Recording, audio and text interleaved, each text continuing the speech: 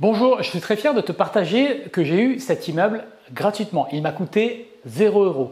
J'ai pu acheter un bien qui génère des revenus alternatifs à une vingtaine de minutes d'une grande ville française sans mettre 1 € de ma poche. Alors attention, je ne suis pas en train de te parler de programmes pour revitaliser des quartiers ou d'espèces de trucs sous condition qui permettent de devenir propriétaire d'un logement dans 30 ans. Non, non, non. Ça, je l'ai acheté de manière traditionnelle sans débourser 1 €. Alors, je sais que certains vont penser, bien sûr, ils t'ont peut-être donné de l'argent en plus. Eh bien, vous croyez bien si bien dire. En fait, la bonne nouvelle, c'est que c'est tout à fait légal et reproductible. Alors, voici comment j'ai procédé, voici comment tu peux procéder toi aussi si tu veux acheter un bien immobilier pour 0 € et recevoir de l'argent en échange. Il y a quelques années, je cherchais une acquisition à moins de 100 000 € qui puisse générer un cash flow mensuel de 1 000 € en location nue. Pour atteindre cet objectif, je devais évidemment m'éloigner des zones les plus chères qui vont plutôt apporter potentiellement des plus-values à long terme et qui doivent être exploitées en courte durée ou en colocation. J'ai donc commencé à éplucher les annonces avec des critères en tête. Il fallait une zone avec une bonne rentabilité locative et aussi une demande locative suffisante. Alors du coup, on peut s'aider de plein de sites comme Meilleurs Agents, Rendement Locatif, le tensiomètre de Logservice. On peut faire ses recherches par soi-même. D'ailleurs, c'est pour ça que j'ai créé le calculateur Belrenta. Ces recherches m'ont permis d'identifier les villes qui présentaient un profil comme celui que je cherchais. Ça m'a amené à cibler des zones à 15-20 minutes de villes attractives et qui n'étaient pas encore chères. Bien sûr, pour éviter de tomber sur des zones désertées ou peu recommandables, j'ai mis des garde-fous en visant des villes situées près des grands axes routiers, avec au moins un supermarché et un collège. Et je suis allé voir moi-même pour me rendre compte si en fait il y faisait assez bon vivre.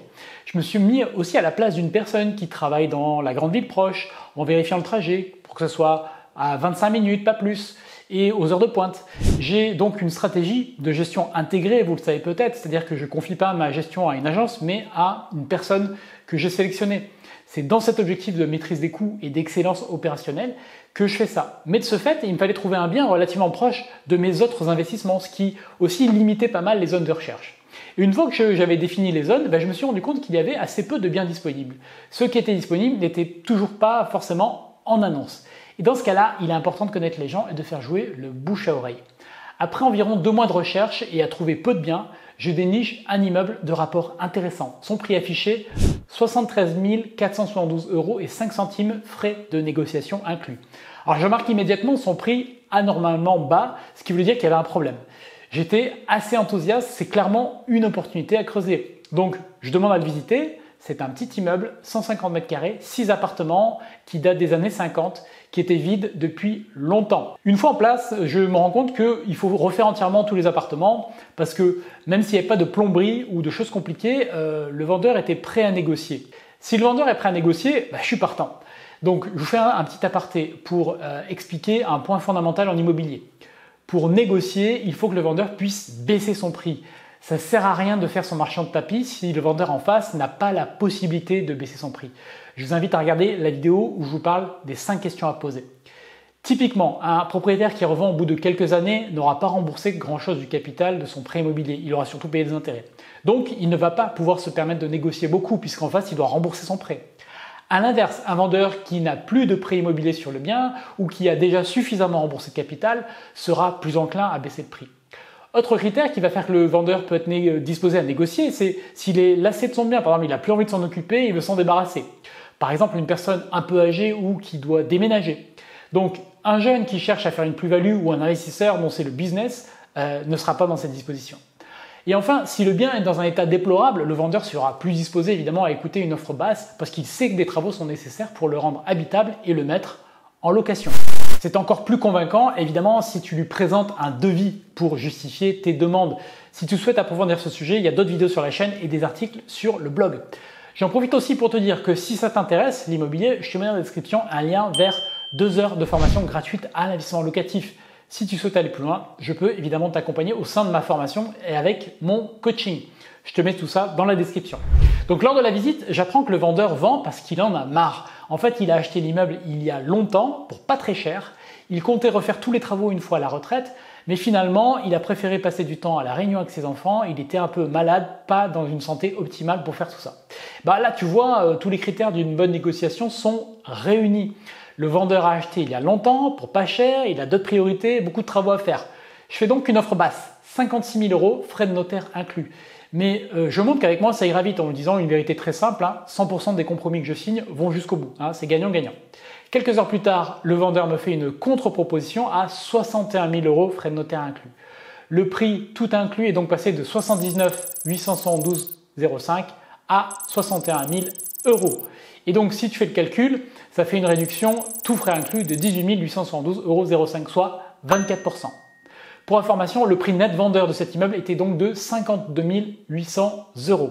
Si tu te demandes pourquoi j'ai dit que ce bien ne m'avait rien coûté, alors je viens aussi de te dire que je l'avais acheté pour 61 000 €, tout frais inclus. Je vais t'expliquer, c'est promis. Mais je dois d'abord préciser d'autres éléments pour que tout le reste fasse sens. Avant de continuer cette vidéo, s'il te plaît, mets un pouce bleu, abonne-toi à la chaîne, c'est pas déjà fait. Ce sont deux petites actions qui ne coûtent rien, comme l'immeuble, mais qui m'aident énormément, comme l'immeuble. Donc je te disais, il fallait tout refaire. Les 6 appartements, les cuisines, les salles de bain, les peintures, les sols. On ne touchait pas aux cloisons ni à l'isolation et on pouvait garder l'électricité, la plomberie, la toiture. Tout ça n'avait pas besoin d'être refait. Avec le recul et pour une raison que je vais t'expliquer juste après, j'ai quand même changé les 14 fenêtres de l'immeuble pour améliorer l'isolation. Bref, pour évaluer le montant des travaux, je fais venir plusieurs artisans. Les devis vont du simple au double. À l'époque, j'avais pas encore mon réseau de confiance, en particulier sur cette ville. J'avais évidemment moins d'expérience et ce qui n'a pas facilité les choses, c'est que c'était un gros chantier quand même, mais c'était pas évident de trouver un artisan disponible. Mon choix se porte sur une petite entreprise familiale. En fait, il y avait pas mal de couacs, il y a eu pas mal d'embrouilles entre le père, ses fils, une mauvaise communication dans l'équipe et avec moi aussi du coup, et je savais plus qui gérait quoi. Donc difficile à suivre, j'ai beaucoup appris de cela. Ensuite, quand on a fait plein de choses, par exemple, quand on discutait de ce qu'il fallait faire, ils écrivaient rien. Donc du coup, ils ont commandé un sol, par exemple, à la référence qui n'était pas exactement ce que je voulais, c'était trop sombre, c'était pas dramatique en soi, mais c'est pas ce que je voulais. Et en plus, on a pris des gros rouleaux de très bonne qualité, donc c'est livré avec un camion, c'est énorme, et tu peux pas le ramener au magasin, il faut louer un camion pour le faire. Donc au téléphone, j'ai l'artisan limite qui me fait pleurer parce que ça va être trop compliqué pour lui d'échanger ces roues-là. Donc au final, on a laissé la couleur, ça rend quand même très bien. Mais surtout, il y a eu les fenêtres. Et là, je voulais te partager un retour d'expérience. J'ai fait des erreurs dans l'immobilier aussi, qui ne m'ont jamais coûté trop cher. Mais j'ai quand même fait des erreurs qui m'ont appris des choses.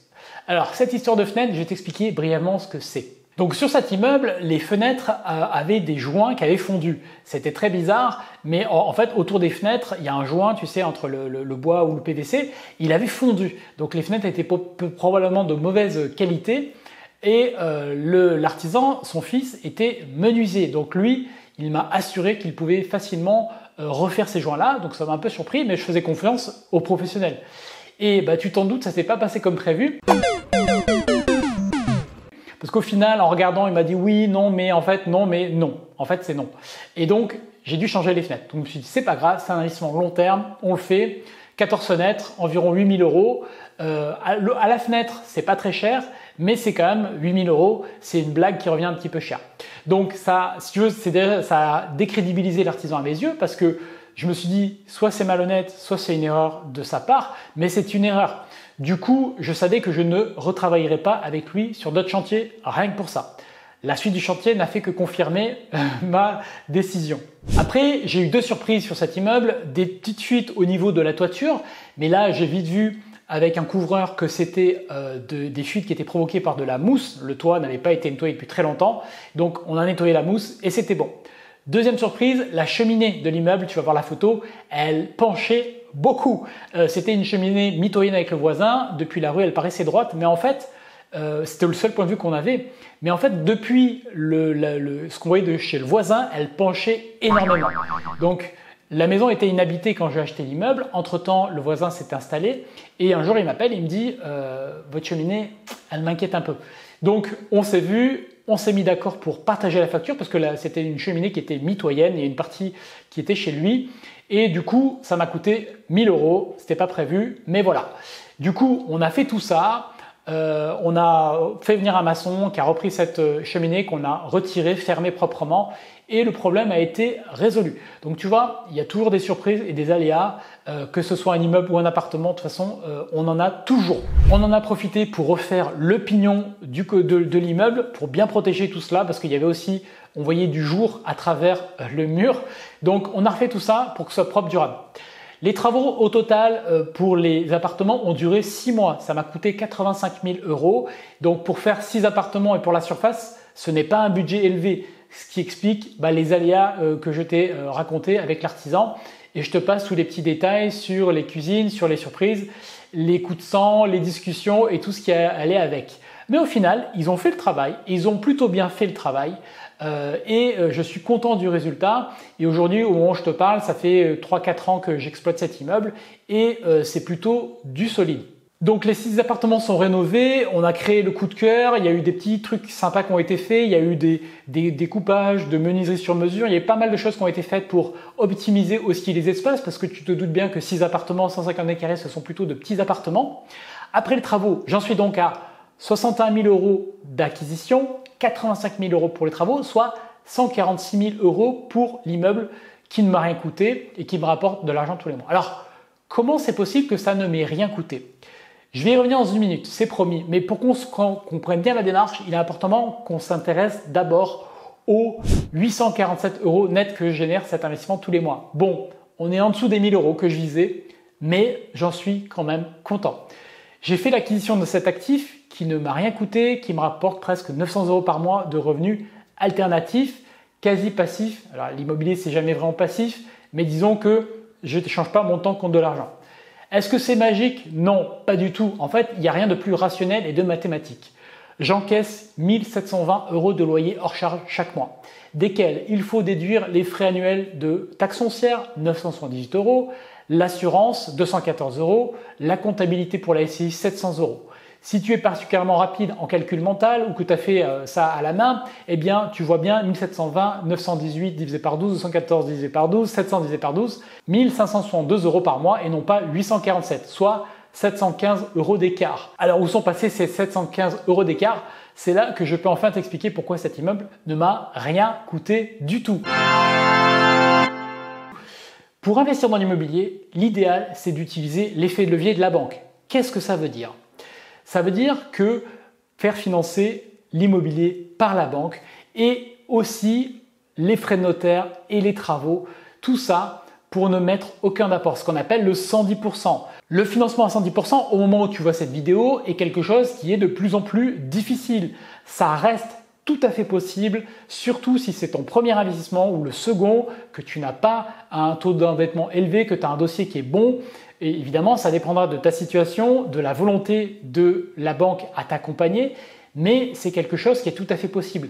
Et c'est ce qui est magnifique, parce que tu l'as compris, la mensualité du prêt pour financer l'acquisition de cet immeuble, c'est 715 €. Après avoir payé toutes les dépenses annuelles et mensuelles, dont la mensualité pour le prêt, 715 €, cet immeuble me rapporte donc 847 € par mois. C'est ce qu'on appelle le cash flow.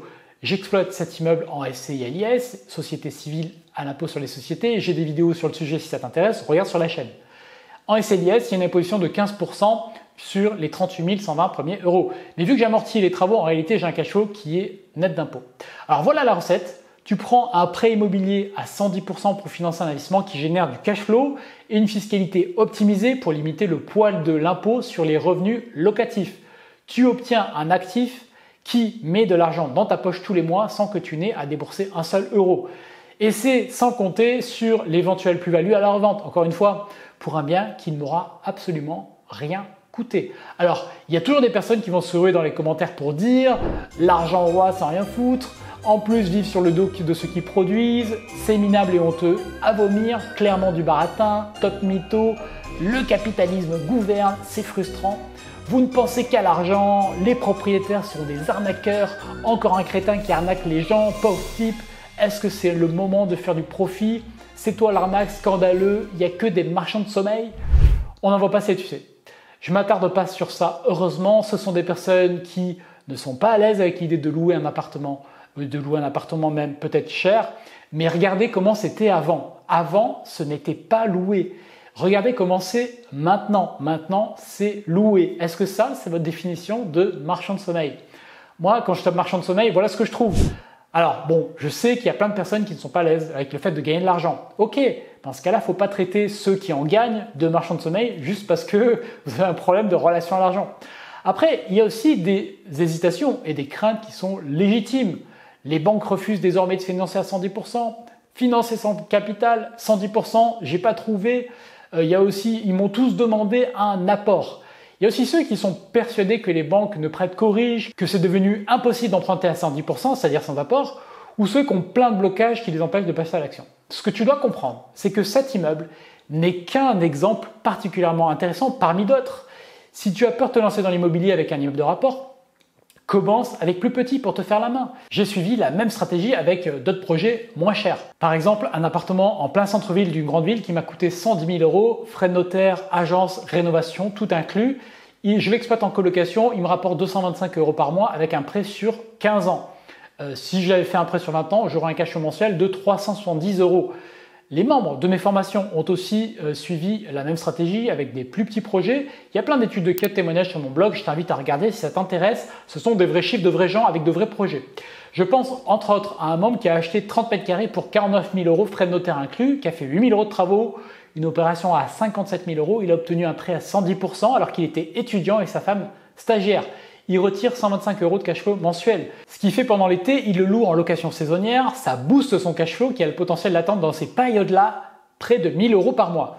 Donc tu peux faire la même chose. La clé, c'est de trouver le projet qui va te permettre de générer du cash flow ou à minima qui va juste se payer tout seul, ce qui est déjà pas mal, faut pas l'oublier. Comme ça, tu as un bien qui est une source de revenus ou au minimum, c'est tes locataires qui remboursent le prêt à la banque, ça capitalise pour toi. C'est sur ça qu'il faut te concentrer. C'est aussi comme ça que pensent tous les investisseurs qui ont réussi. Certains se demandent aussi pourquoi faire un prêt immobilier si on peut utiliser son propre argent et ainsi avoir plus de cash flow tout de suite. En fait, dans l'immobilier, l'idéal, c'est de contrôler 100% d'un bien en ayant intégralement investi l'argent de la banque. J'en parle dans une autre vidéo, c'est de l'optimisation tout simplement. Mais pour résumer, on n'arrive pas à se constituer une épargne du jour au lendemain. Donc si tu fais un apport dans un projet, eh bien, demande-toi combien de temps ça va te prendre pour reconstituer une épargne en vue de faire un autre apport ou d'acheter un autre bien.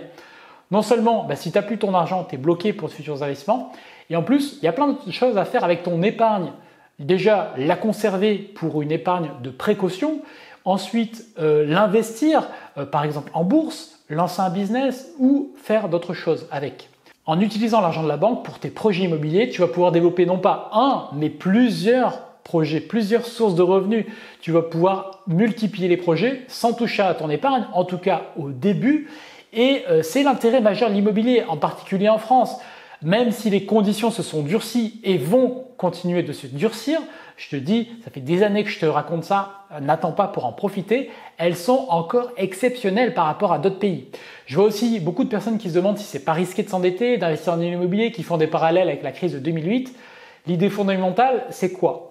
L'immobilier et l'investissement locatif existent depuis des centaines d'années. On a toujours eu besoin de logements de qualité et rénovés. Crise de 2008 ou de 2075, peu importe. Le logement sera toujours occupé, loué, si tu es à un bon prix cohérent avec ton marché. Est-ce que les grandes fortunes ont revendu tout leur immobilier en 2008? Non. Qu'est-ce qu'ils ont fait? Ils ont probablement racheté pour la plupart. Donc, tu sais toute l'histoire. La base de l'immobilier locatif, c'est ça. Trouver une bonne affaire, la faire financer, apporter de la valeur, le mettre en location, bien la gérer et tirer un profit de tout cela. Après plusieurs opérations, tu auras construit un patrimoine immobilier, des sources de revenus alternatifs qui seront une des clés probablement de ton indépendance financière et tout cela gratuitement. Merci d'avoir regardé cette vidéo jusqu'au bout. J'espère que ça t'a apporté pas mal d'éléments de réponse. Si tu veux en savoir plus, regarde dans la description encore une fois. J'ai mis les liens dont je te parlais précédemment. Tu as aussi un guide que tu peux télécharger pour comprendre comment calculer la rentabilité d'un bien immobilier. Et si tu veux que je t'accompagne, je serais ravi de te retrouver dans ma formation. Je réussis mon investissement locatif ou au sein de mon groupe de coaching. Dis-moi dans les commentaires si cette histoire te parle, si elle t'encourage à passer à l'action ou si au contraire, tu as encore des blocages. C'est toujours intéressant de partager avec la communauté et puis avec les retours que vous pouvez avoir. Chers investisseurs, à bientôt. Salut!